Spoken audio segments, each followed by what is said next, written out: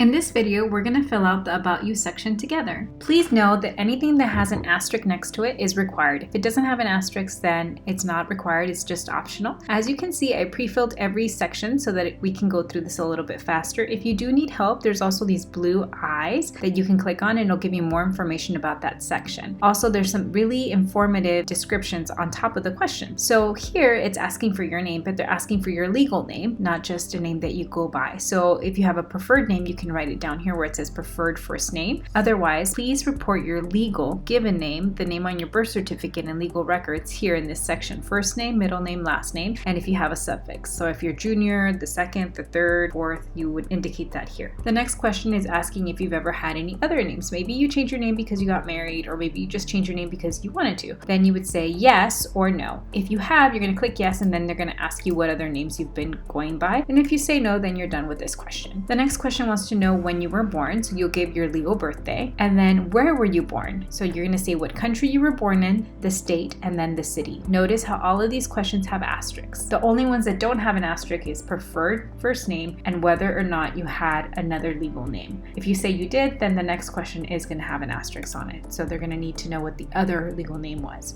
On this page, you're going to tell the UCs what your home address is. So if you're an international student, they're going to want the international address. If you're a domestic student, they're going to want your permanent address. So your parents or legal guardians or where you live. And if you're in the middle of moving, you want to give the permanent address. So once you report that address and you see I pre-filled it, you're going to scroll down and it says, is this where we should send your mail? If it is, click yes. And if it's not, then a new section is going to open up and ask, where should we send your mail? Okay, so this is the current address. The next question is asking for your phone number. If you have an international phone number, please click that box that says I have an international phone number, and then it's going to ask you for the country code. If you don't have an international phone number, then you just continue by putting in the phone number where you can be reached. Is this a home number or a cell phone number? Make your selection. The next question wants to know if you have an alternative number. In case that number is not working, there's another number you'd like them to call. If it's no, click no, and if yes, go ahead and click yes, and it's going to ask you again, what is that number? Is it an international number? And is this a home or cell phone number? The very last question wants to know whether or not you would like the UC campuses and programs to contact you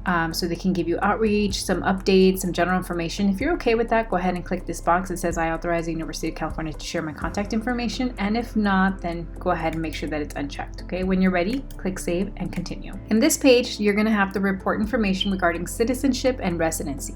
So if you are an undocumented student at DACA or AB 540, click on this little I for information. It is going to give you a tip that you should select no selection.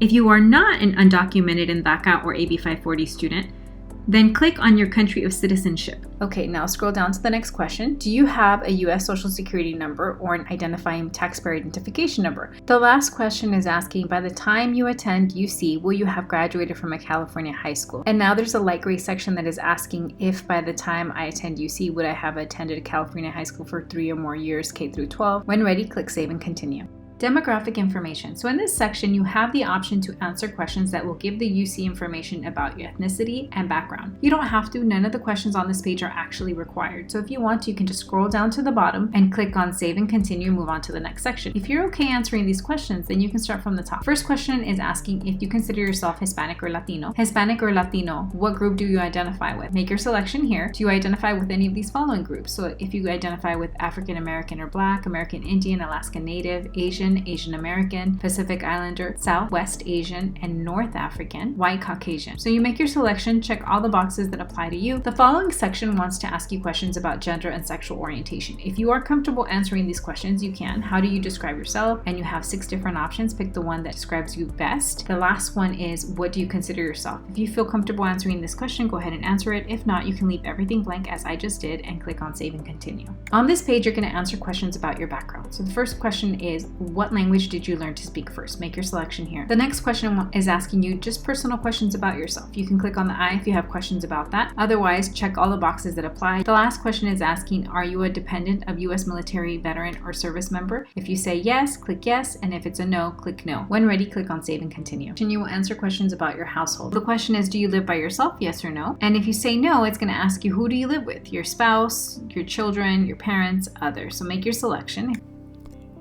What was your total income in 2021? Include your spouse's income if relevant. If you have questions about this question, go ahead and hover over this little I. When you click on it, you'll get more information. We may use this information to help us determine if you're eligible for certain outreach programs, scholarships, and the application fee waiver. This information is not used for financial aid. So just a reminder, this will be used to determine if you qualify for a fee waiver. Go ahead and put in the information here. How many people were supported by this income? Again, if you have questions, go ahead and hover over the I or click on the I, and then go ahead and answer that. Number of people. Put your answer in the box. When ready, click on Save and Continue.